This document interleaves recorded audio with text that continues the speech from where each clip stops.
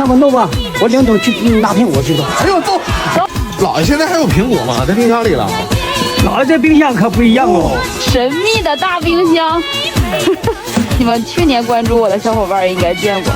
当当，这是我们东北的大冰箱门，看看这小冰碴。哎呦，这保存也太好了吧！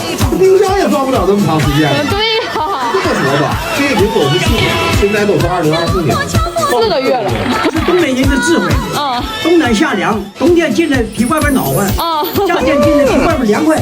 看，这都是我姥爷自己树上种的苹果。